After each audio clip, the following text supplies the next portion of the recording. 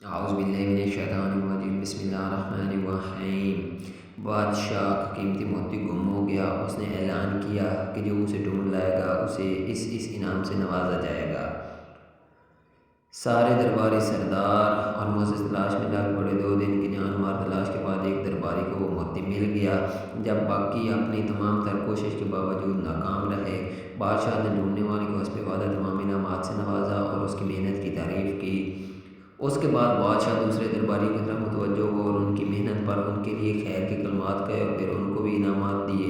یہ منظر دیکھ کر اس درباری کو جسے وہ موتی ملا تھا کچھ اچھا نہیں لگا اور اس کے چہرے پر کبیدگی کے آثار نظر آنے لگے۔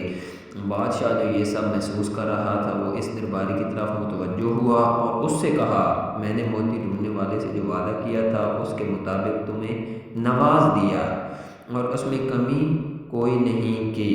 پھر میں صحیح والوں کی طرف متوجہ ہوا اور ان کو نوازا اور تیرے حق میں سے کم کر کے نہیں دیا بلکہ اپنے خزانے سے دیا۔ میں نے یہ نہیں کہا تھا کہ کوشش کر کے بھی جن کو نہ ملا ان کو محروم کر دوں گا۔ موتی ایک تھا اور ایک کو ہی ملنا تھا، مگر کوشش کرنے والے بہت تھے، تلاش کرنے والے بہت تھے۔ پانے والے کو پانے کا صلہ مل گیا اور کوشش کرنے والوں کو ان کے خلوص کا صلہ ملا۔ مگر اے شخص، میں تیرے چہرے پہ ناگواری کے آثار دیکھتا ہوں، گویا کہ تو میرے فیصلے میں بے انصافی دیکھتا ہے۔ بادشاہ نے یہ سوال کر دیا اس سے، تو میری عطا کو اپنے احسان سے کم سمجھتا ہے اور مجھے اپنے احسان کے تابع رکھ کر مجھ سے اپنی مرضی کے فیصلے کرانا چاہتا ہے۔ تو چاہتا ہے کہ میں سب کو محروم رکھوں کیونکہ اس میں تیری رضا ہے۔ جہاں تک تیرے احسان کا تعلق ہے تو اس کی اہمیت میرے نزدیک بس اتنی ساری ہے۔ یہ کہہ کر بادشاہ نے موتی کو فرش پر پٹک کر ٹکڑے کر دیا اور اپنا خطاب جاری رکھا، میرے خزانے ایسے موتیوں سے بھرے پڑے ہیں، پا کر احسان جتلانے والوں کی نسبت نہ پا کر پچھتاوے کا احساس رکھنے والے مجھے زیادہ عزیز ہیں، کیونکہ پچھتاوا انکساری پیدا کرتا ہے اور جو احسان ہے تکبر پیدا کرتا ہے، اور کسی بادشاہ کے دربار میں کسی متکبر کی کوئی جگہ نہیں۔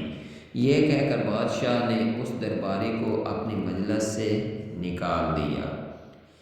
اس قصہ سے ہمیں یہ سبق ملتا ہے کہ ہمیں اپنی بخشش پر نظر رکھنی چاہیے، نہ کہ اپنے چند سجدوں کے عوض اللہ کی عطا پر قدغن لگانی چاہیے کہ وہ جس پر بھی فضل کرے ہماری مرضی پوچھ کر کرے۔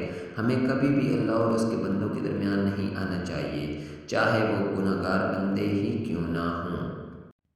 اس واقعہ سے ہمیں بہت کچھ جو ہے وہ سیکھنے کو ملتا ہے۔ مثال کے طور پر ہم جو لوگوں پر مختلف الزامات تراشی کرتے ہیں، لوگوں کے گناہوں کو بیان کرتے ہیں اور کہتے ہیں کہ اس شخص کی تو بخشش نہیں ہوگی، تو اس واقعہ سے اس طرح کی کئی باتیں جو ہیں وہ کلیئر ہو جاتی ہیں اور انسان کو جو ہے وہ انسان کا نامہ مال اور اللہ اور اس کا معاملہ ہے، اس لیے لوگوں کو جو ہے وہ اللہ اور بندوں کے درمیان نہیں آنا چاہیے۔